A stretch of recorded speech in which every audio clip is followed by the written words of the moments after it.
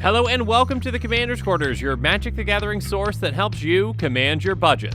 This show and episodes like this one are possible thanks to viewers like you. If you're looking for an easy way to help support this show, make sure that you like, share, and subscribe. Also, hit that bell notification icon so you don't miss any new episodes. You can also go check out our playmats and other merchandise at thecommandersquarters.com. Another easy way to support this show is with our TCG player affiliate links. So whether you're buying a deck or individual cards, you can use this general link right here or one in the description. And the final way that you can support this show is by supporting us directly by becoming a patron. There are many benefits to being a patron, and I truly couldn't do this without all their support. Hey everyone, Mitch coming in from the Commander's Quarters studio. Welcome to the show. So with an unexpected twist today, we have some brand new Commander Legends spoilers, leaks, whatever you want to call them. We've got some new cards to talk about. So without further ado, let's jump into some of them. Now, really quick, actually, before we jump into those, I should have mentioned this first. Some of these images are grainy. Basically, a lot of the images and a lot of the text is taken from some grainy-ish images off of eBay or Imager or whatnot, and so some of the translations might be slightly off, and some of the card arts might just be mock-ups that I made. But yeah, you're gonna have to bear with me. I believe, that these cards are legit, and yeah, this is the best we got for now, so let's just go with it. So first up, there's Tevesh Szat, Doom of Fools, a legendary planeswalker that costs 4 and a black and has 4 loyalty.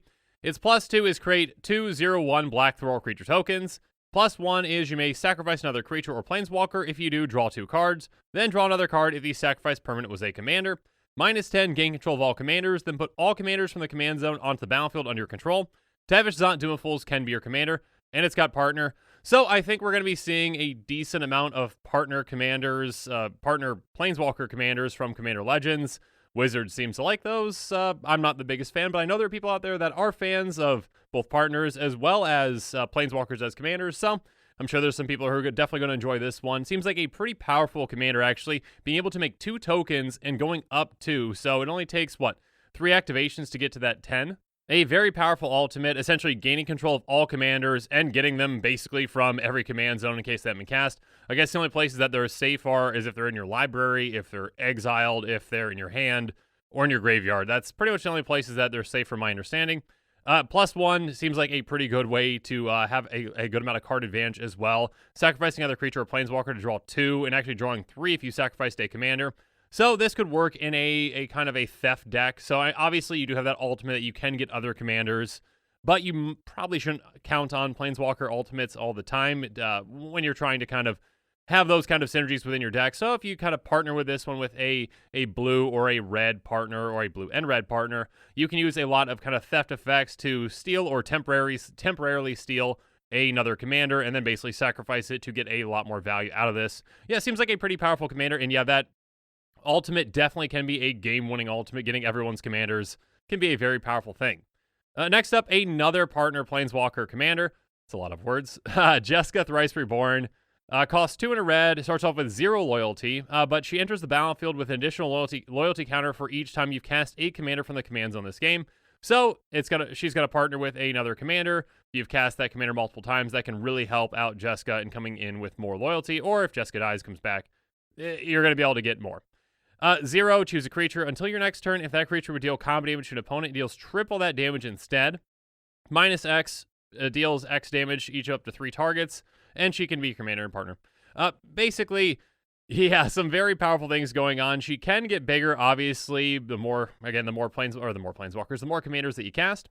And then she triples the damage of a creature, and that's only combat damage, so keep that in mind, but that is huge. I mean, we have double strike right now, but this is essentially triple strike. Again, doesn't hit first with first strike, but you know what I mean. Anyways, turning any other kind of commander that you might have that, if it has 7 power, that's now a 1-shot kill just for being a 7 whatever, and if it comes through and hits, yeah, that's game over for one of your opponents. But yeah, again, keep in mind that that is combat damage, and that -X can be very effective to take out multiple targets or to ping down a player if they're low. Again, it just depends on how many times you've cast a commander or your commanders in the game. So, Jeska seems like a pretty interesting commander and definitely could partner pretty well with a number of other partner commanders out there. Just a quick note with these next commanders, these are all mock-ups that I just made. The actual images I wasn't able to find, or they're too grainy. But yeah, so basically these are just mock-ups. The art isn't the exact art, or definitely isn't the exact art. And the text might be slightly different. Again, the translations might not be perfect, but these are pretty legit from what I've seen. So the Ace of Flight Penumbra is a 5/5 angel that costs 2 white, white, black, and this first part isn't translated perfectly, I don't believe, but it's close enough. You may pay commander tax with 2 life instead of 2 mana per cast. Flying lifelink, whenever a player casts a spell, you gain 2 life. So this is a life gain commander that you can just keep getting back over and over again for just 5 mana by paying life to recast her instead of using that. Instead of having to pay an extra 2 for commander tax, you're paying 2 life instead of 2 mana. So if she's, if you have to recast her twice, it's going to be 4 life instead of 4 mana, and so on and so forth. Again, I don't believe that this is the incredibly proper wording for it. In fact, I kind of edited it just a little bit for brevity. But basically, this is a commander that is going to be focused around life gain strategies, and basically she can gain you life based off of attacking, and then also whenever anyone casts a spell, you gain 2 life. So if you've got any kind of whenever you gain life, an opponent loses life, kind of synergies in your deck, that can be a very effective thing with this commander, or kind of other effects that, trigger off of whenever you gain life, whether that's a +1 counter on something, or creating a token, or so on and so forth. So this can be a pretty powerful life gain commander. Again, you're going to be gaining a ton of life. Players cast a lot of spells in Commander, and yeah, you're easily going to be able to recast her over and over again if she gets dealt with, because again, all that life that you're going to have. Next up, let's move on to Tormod the Grave Robber, a 4/2 zombie wizard that costs 3 black. Whenever one or more cards leave your graveyard, create a tapped 2/2 black zombie creature token, and it's got partner. So this is kind of like, I can't remember, my apologies. There's an artifact that costs 3, and it makes bats whenever basically creatures or something leaves your graveyard. This is somewhat like that. But you're getting 2/2 black zombies that come into play tapped. This can be an incredibly powerful thing. So basically, if you are going to be milling yourself with this kind of a deck, again, this is a partner, so you can pair up with, maybe a green partner would probably be best. So you have those kind of mill synergies, or maybe a blue one as well. But yeah, mill yourself, essentially, get creatures into your graveyard, and then use ways to either exile those creatures or get them back to your hand, or so on and so forth, maybe shuffle some. If you can do kind of individual ones, again, if you read this, it says whenever one or more. So if you do like a mass, exile your graveyard, that's only going to get you 1 zombie. So not a very effective way of going about it, but if you've got kind of more targeted approaches, then you're going to be able to kind of, create zombies on demand. This can be a very powerful thing. So Tormod the Grave Robber, it's going to be interesting to see kind of what partner commanders might be best for this to partner with, but it seems like a pretty exciting and flavorful one. Next up, Felix, Dignified Medium, is a 3/4 human cleric that costs 3 white black. She has, at the beginning of your end step, create X/1/1 white spirit creature tokens with flying, where X is the number of tokens that you've sacrificed this turn. This is an aristocrat-style commander, if I've ever seen one. Basically, you're going to be creating a lot of tokens with this kind of a deck. You're going to get them in play. You're going to have other kinds of effects that basically benefit you whenever you sacrifice a creature, whenever one of your creatures dies, whether that's a drain effect or a card draw effect.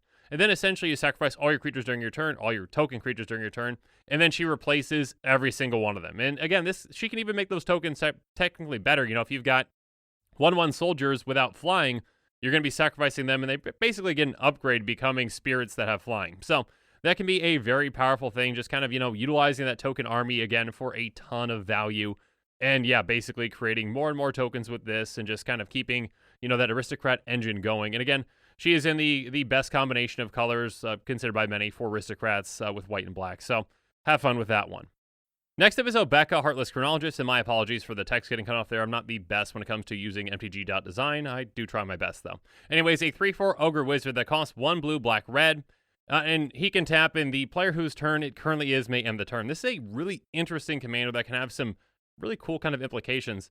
A Sundial the Infinite is the card that this reminds me of most. Basically, it's a way for you to end your own turn, only if it's your actual turn.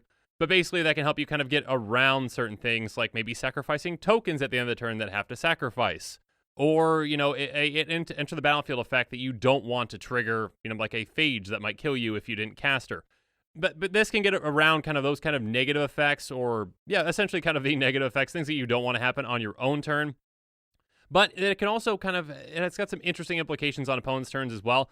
Can't think of any off the top of my head right now, but I'm sure I'm going to get plenty of comments letting me know exactly how this can be used kind of as a very political tool that can really kind of help out you and an opponent to end the turn kind of in the proper way. So we'll see how this one plays out. It's definitely an interesting take, again, kind of like a Sundial the Infinite for all players, but basically as your commander. So definitely going to be an interesting one.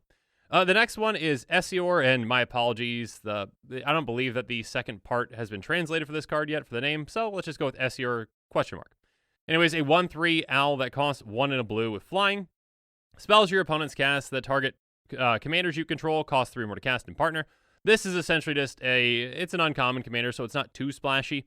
But again, this is just one that, hey, if you want blue in your deck and you want to partner with a blue commander to get that additional color, and you want an easy way to kind of protect your commanders, this is a way to do it, essentially. You know, it's not the flashiest card again, but, you know, having to pay 3 more to target your commander is going to be a decent amount, and it's essentially kind of like a mini hex proof for the most part. It's going to be a lot for someone to pay, you know, to take out your commander, you know, if they have to pay that extra 3. So, and most times they even can't.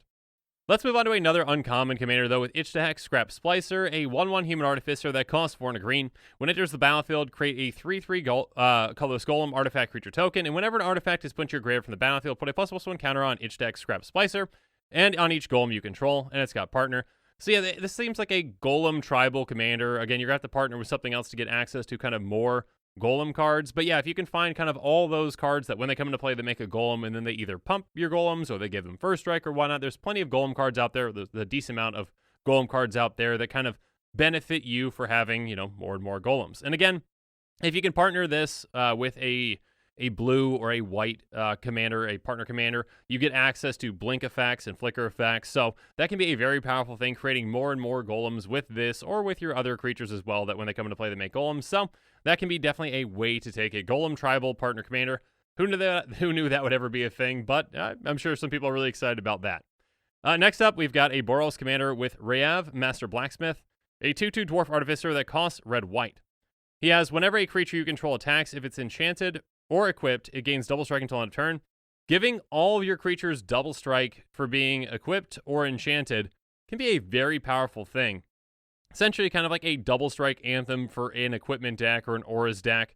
Yeah, and when it comes to equipment and auras, Boros is a pretty good color combination for that. So this can be a pretty exciting kind of aggressive commander where you get a lot of equipment out there, maybe a lot of creatures out there as well, and then you kind of equip them up, and you don't have to worry about any equipment or any auras that have double strike on them. You essentially just kind of have that attached to every single one. So if you've got some cheap auras some cheap equipment that can equip, let's say for 0, and it just, you know, gives +1/+0 or whatnot, something small, it just gives double strike essentially for free. So having some cheap equipment can be a very powerful way to take this kind of a commander. So should be exciting for some Boros players that are looking to smash through and smash some face.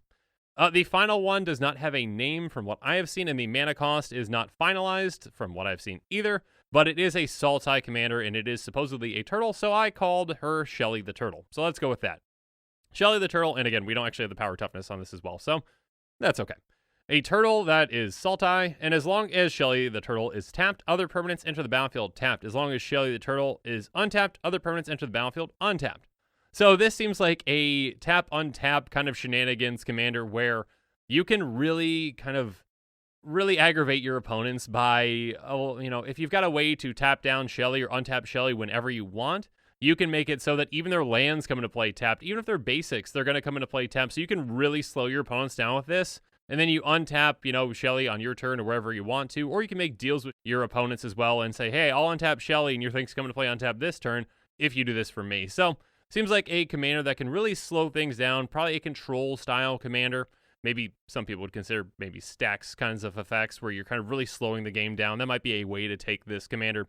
But again, this could be a political commander as well, where you kind of try to, you know, play the table and, you know, have one player kind of get ahead of the other ones or kind of help you out, you know, by allowing their things to come into play untapped and slowing the other players down that might be ahead already. So definitely an interesting commander. Again, Shelly the Turtle is not the final name. I would love it to be, but it is not. But it might be. You never know. Now, there are some other cards that have been spoiled when it comes to kind of their text, not necessarily their image. But I wanted to tackle these commander ones first because I felt like, you know, for commander players, this is probably the most important ones to go over. So, yeah, I'd love to hear from you, though. So comment below and let me know what your favorite out of all these commanders are. And actually, you know what? Let me know what Shelly the Turtle's name should be. Should it be Shelly the Turtle or should it be something else? It should be Shelly the Turtle. Please comment below Shelly the Turtle. Anyways, as always, thanks again and have a good one.